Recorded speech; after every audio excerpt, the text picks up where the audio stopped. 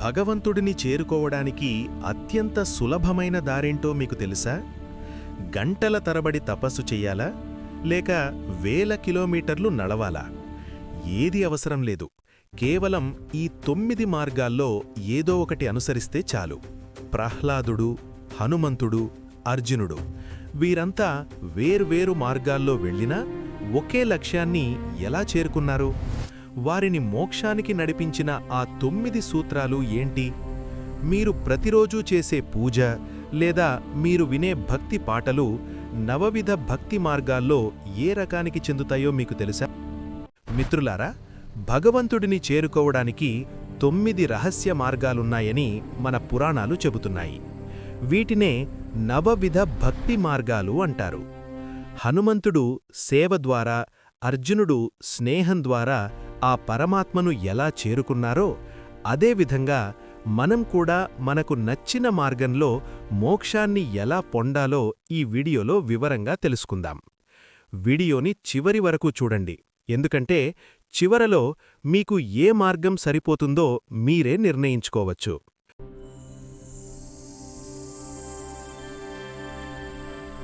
నమస్కారం, మన భాగవతం ఛానల్కి స్వాగతం. శ్రీమద్ భాగవతంలో ప్రహ్లాదుడు తన తండ్రి హిరణ్యకశిపునకు వివరించిన ఈ 9 మార్గాలు భగవంతుడిని చేరుకోవడానికి అత్యంత సులభమైన దారులు. శ్రీమద్ భాగవతంలోని శ్రవణం కీర్తనం విష్ణోః స్మరణం పాదసేవనం అనే శ్లోకం ఆధారంగా వీరు ఆయా మార్గాల్లో అగ్రగణ్యులుగా నిలిచారు. ఆ మార్గాల్లో మొదటిది శ్రవణం అనగా వినడం. భగవంతుని లీలలను వినడం ద్వారా మోక్షం పొందవచ్చు అని నిరూపించినవారు పరీక్షితు మహారాజు. తక్షకుడి కాటు వల్ల 7 రోజుల్లో మరణిస్తానని తెలిసినా భయం లేకుండా శుకదేవ గోస్వామి చెప్పిన భాగవతాన్ని ఏకాగ్రతతో విన్నారు. రెండవ మార్గము కీర్తనం అనగా స్తుతించడం. భగవంతుని గుణగణాలను లోకానికి చాటి చెప్పడం ద్వారా తరించినవారు శుకదేవ గోస్వామి. అలాగే నారద మహర్షి కూడా నిరంతరం హరినామ సంకీర్తన చేస్తూ ఈ మార్గంలో ఆదర్శంగా నిలిచారు. మూడవ మార్గము స్మరణం అనగా ధ్యానించడం.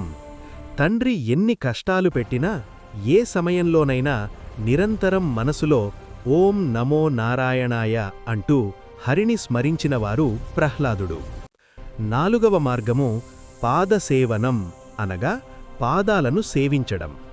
శ్రీమన్నారాయణుని పాదాల చెంత ఉండి నిరంతరం ఆయన పాద పద్మాలను సేవించే లక్ష్మీదేవి ఈ మార్గానికి ప్రతీక. మన పురాణాల్లో భరతుడు కూడా రాముని పాదుకలను సేవించి ఈ భక్తిని చాటుకున్నాడు. ఐదవ మార్గము అర్చనం అనగా పూజించడం. భగవంతునికి షోడశోపచార పూజలు, యజ్ఞయాగాదులు నిర్వహించి అర్చన మార్గంలో తరించినవారు పృథుమహారాజు. సాక్షాత్తు విష్ణువు అంశతో జన్మించిన ఆయన భక్తితోనే ప్రసిద్ధి చెందారు. ఆరవ మార్గము వందనం అనగా నమస్కరించడం.